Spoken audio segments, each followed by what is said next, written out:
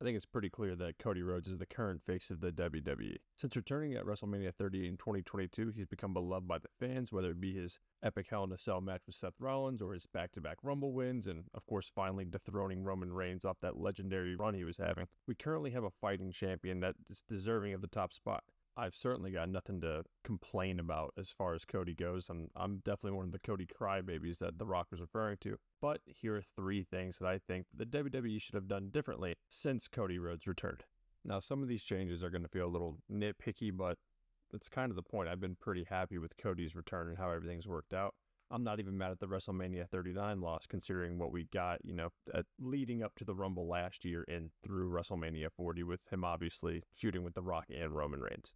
The first change that I would make for Cody Rhodes in his return would be his match with Kevin Owens at the Bash in Berlin. Reason being is that this match just kind of seemed like a filler match. And if we were going to do a filler match, I feel like we should do it with someone else who could use that showing. Kevin Owens has been in a bunch of championship matches, mostly losses. And knowing that we're going to get 2 more matches against Cody down the line at Saturday night's main event and at the Royal Rumble, no real reason to have this third one here. It's just another loss in Kevin Owens' column. Keep in mind that Kevin Owens and Cody were only feuding afterwards because Cody teamed with Roman at Bad Blood, but that just kind of furthers my point. The only real storyline point was that KO wasn't attacking the injured knee of Cody Rhodes, and later on in the feud, he was going to attack the injured knee or whatever injured part Cody had because they were no longer friends. Pretty insignificant storytelling to me, so I've got no problem with this being changed.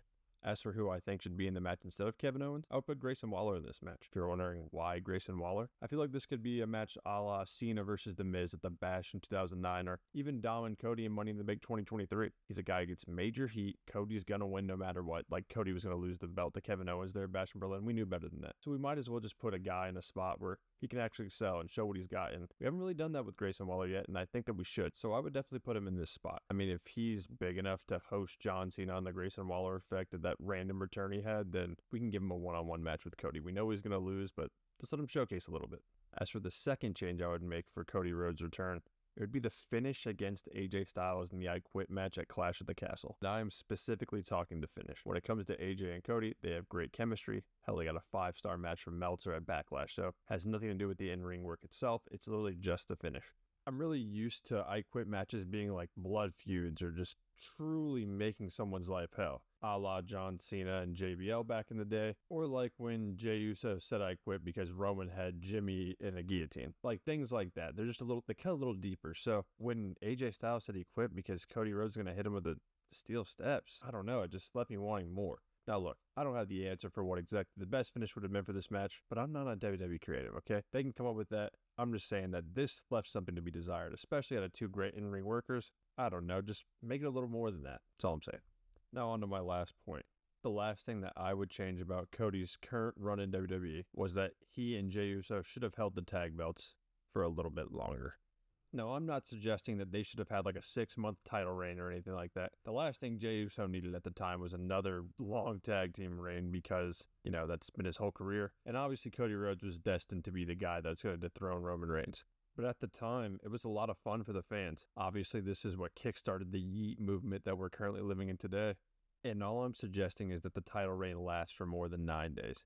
They beat the Judgment Day at Fastlane 2023. Then they had 1 title defense against Sami and KO on the following Raw. And then the week after that, they lost them back to the Judgment Day. I think this would have been the perfect opportunity to have some sort of open challenge for the tag belts. Cody and Jey could have fought A-Town Down Under, Brawling Brutes, Pretty Deadly, The Profits. Hell, they can go to NXT and have Stacks and Tony D'Angelo. The tag team belts are in a state of disarray. Could have just been a little bit fun for them to have those titles and then carry them through the War Games match. And speaking of the War Game match, that would have provided another great moment if Cody and Jey were still the tag champs, and then Randy Orton returned, and then Randy has that moment where he's kind of eyeing Jey down about to hit him with that RKO, and then Cody has to play the voice of reason mid-match. I think it's just another element that we could have used there in the War Games match. Not that it wasn't great, but just more storytelling. And then shortly after the War Games match, you can just have Jey and Cody lose it back to the Judgment Day. Obviously, hindsight's 20/20, but we could be on the cusp of Jey and Cody holding world titles at the end of WrestleMania 41. I think that if we had done this run a little more seriously, besides just 9 days, it's something that we could really look back on and really enjoy besides just 9 days of kind of, it was fun, but there was no substance to it. Anyways, guys, that's just 3 things I would change about Cody's current run. But let me know in the comments what you think. Do you think my ideas are just kind of pointless, or would you not have had Cody win the title at all? Let me know. As always, be sure to like and subscribe. I'll catch you guys in the next one.